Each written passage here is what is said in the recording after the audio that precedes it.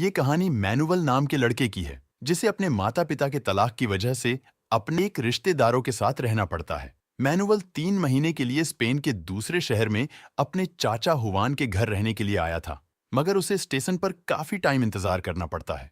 Manual पहली बार अपने रिश्तेदारों से मिल रहा था और अपने माता पिता से दूर आकर वो निराश था। पर उसका अपने घर से दूर रहना जरूरी था, क्योंकि उसके माता पिता एक दूसरे को तलाक देने वाले थे। मैनुअल जब हुवान के घर पहुंचा तो उसे पता चला कि उसके 3 चाचा है, जो कि ये तीनों बड़े ही पेलहरबाज आदमी हैं। ये लोग एक ही बिल्डिंग में रहते हैं, मगर उसे 3 महीनों के लिए अलग अलग घरों में रहना होगा। पहले मैनुअल हुवान के घर में रहने वाला है। अगले ही दिन अपने दुकान में ले गया, जहां सिर्फ लवंडियां ही काम करती है, और वो अपने चाचा को औरतों के साथ फ्लर्ट करते हुए देखता है। मैनुअल उससे काम सीख रहा था, पर तभी वहां उसकी बेटी फुना सांता आ जाती है, जिसे देखते ही मैनुअल उसे पसंद करने लगता है। मैनुअल हुवान और फुनासांटा के साथ वक्त बिताकर बहुत खुश था, और एक दिन हुवान उन दोनों को शहर से दूर घुमाने लेके जाता है, जहां शांति के माहौल में हुवान उन दोनों को पेंटिंग सिखाने लगा। हुवान ने मैनुअल को कुदरत की खूबसूरती के बारे में बताता है, और उस खूबसूरती को तस्वीर में उतारने की कोशिश करने लगे। कुछ देर बाद वहां एक आदमी आया, जिसे देखकर मैनुअल और फुनासांटा डरने लगते हैं। वो अजीब सा आदमी अपने आप को भगवान कहता है, और हुवान के कहने पर मैनुअल ने उसे खाने के लिए उसे एक सेब देता है। फिर भी उसकी अजीब सी बातें खत्म नहीं हुई, और वो फिर से कहने लगा कि मैं गायब होकर दिखा सकता हूँ। ऐसे ही अजीबो गरीब हरकतें करके चला गया।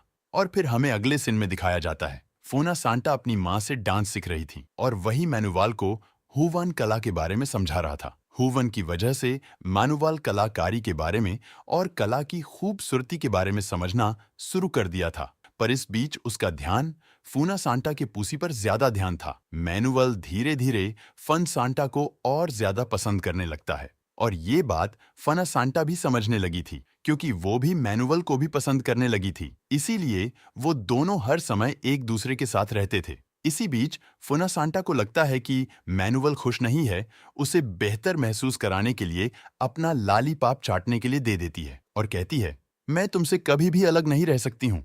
उस दिन मैनुअल को एक राज की बात बताती है, जिसे वह जानकर हैरान हो गया। फुना सांटा ने बताया कि उनके चाचा फार्लैंडो असल में गे है। ये बात कोई नहीं जानता। हुवन के घर रहने के बाद अगले महीने मैनुअल फार्लैंडो के साथ रहने लगा और उनकी बेकरी का काम समझने लगा। ह्यूवन की तरह फार्लैंडो एक कलाकार है और जाइलो बजाया करता है। जाइलोफोन बजाते देख मैनुअल को म्यूजिक का जादू सवार हो जाता है। फार्लैंडो ने बताया कि जीनियस बनने के लिए कुछ सालों तक मेहनत करनी पड़ती है।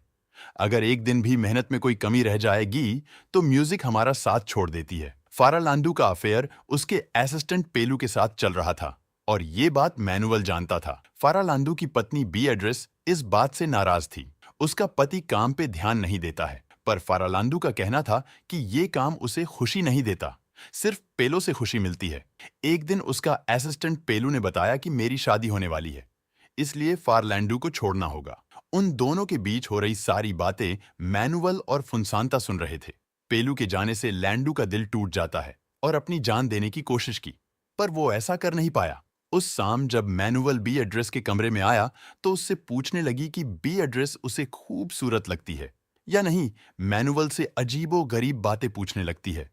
तब मैनुअल ने फार्लैंडो और पेलू के बारे में उसे बता देता है।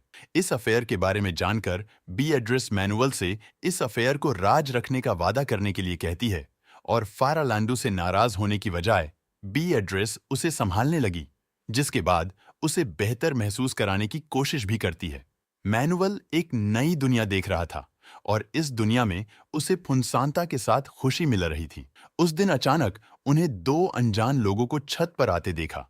तब फुनसांता ने बताया कि वो अमेलियो की बेटी लोली और उसका बॉयफ्रेंड है, जो गाजा लेकर वहां से भागा है।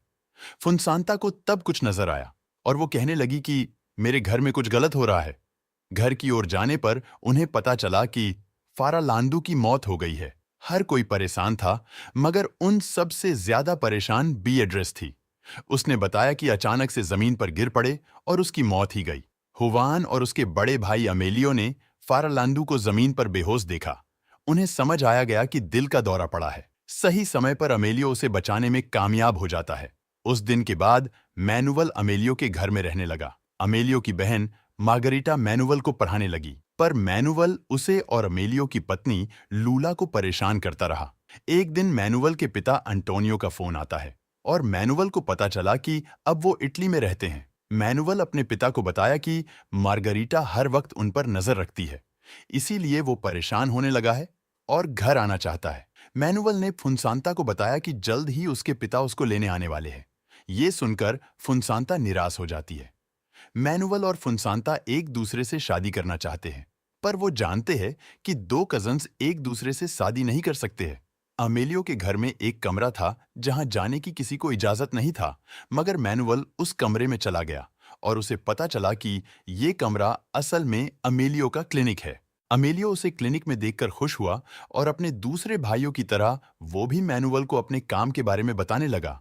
अमेलियो एक आंखों का डॉक्टर था जो मैनुअल को आंखों में छुपी खूबसूरती को दिखाने लगा।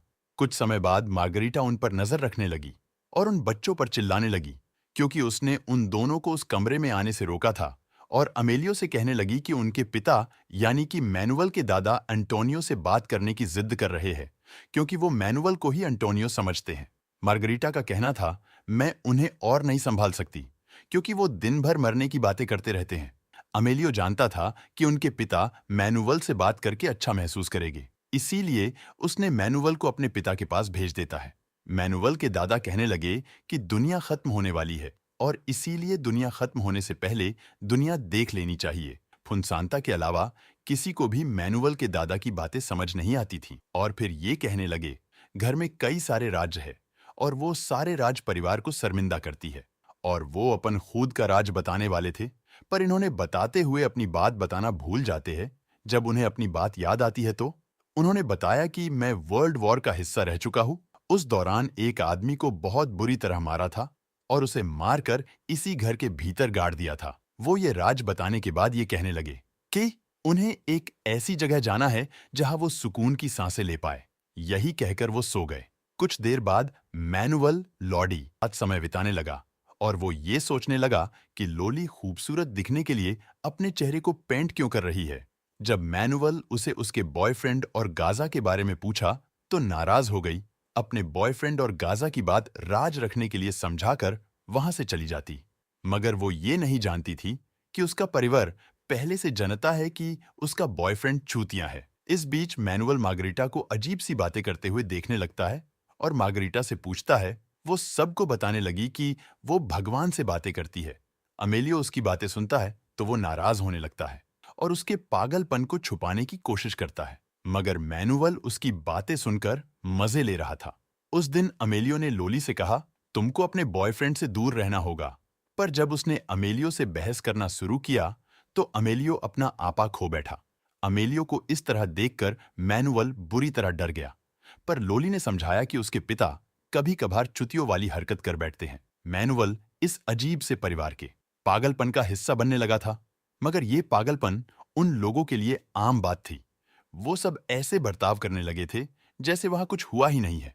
और अचानक अमेलियो के पिता उन्हें अकेलेपन के बारे में कविता सुनाने लगे। वो कविता उन्होंने मैनुअल के पिता अंटोनियो के लिए लिखी थी, और कविता अमेलियो को अपने सामने देखकर उन्होंने बताया कि वो यहाँ उसके आने का इंतजार कर रहे थे। अल्जाइमर रोग की वजह से वो सब कुछ भूलने लगे और वो अपने घर का रास्ता भटक गए, इसलिए उस पार्क में आकर बैठ गए। फुनसांता ने कहा, वो जानती थी कि उसके दादा पेड़ पक्षियों से प्यार करते हैं, इसीलिए वो समझ गई थी कि वो इसी जगह उन्हें मिल जाएंगे। उस वक्त मैनुअल के दादा ने कहा, वो समुंदर देखना चाहते हैं, क्योंकि वो सुकून की सांस वही ले पाएंगे, और मौत की बातें फिर से करने लगे। मगर अमेलियो ने कहा, जब तक मैं जिंदा हूं, मैं अपने पिता को मारने नहीं दूंगा। अमेलियो ने वादा किया, उन्हें समुंदर के पास ले जाएगा, और ये सुनकर वो बहुत खुश हुए। घर जाते हुए अमेलियो के पिता एक और कहानी सुनाने लगे, और ये कहानी सुनते सुनते ये सब लोग घर पहुंच गए, और उस दोपहर उनकी समुंदर देखने की ख्वाहिश पूरी हुई, और मैनुअल अपने पूरे परिवार के साथ बीच पर गया, और पहली बार परिवार वाले बहुत खुश थे, और उन सबको देखकर फुनसांता के दादा को सुकून मिल गया। सालों की सुकून की सांसें लेने की ख्वाहिश पूरी हुई, और आखिरी ख्वाहिश पूरी होते ही उसी बीच पर मैनुअल के दादा की मौत हो गई। उस पूरे परिवार की तरह मैनुअल भी दादा की मौत की वजह से दुखी था, पर उस वक्त अंतिम संस्कार पर मैनुअल के माता पिता भी आ गए थे, और तब मैनुअल को एहसास हुआ उसके माता पिता के अनेक बाद उसका और फुनसांता का रिश्ता हमेशा के लिए खत्म होने वाला है। वो आखिरी दिन था जब उन दोनों ने एक दूसरे को देखा, क्योंकि अंतिम संस्कार के बाद मैनुअल अपने माता पिता के साथ अपने घर लौट गया और मूवी यहीं पर समाप्त हो जाती है।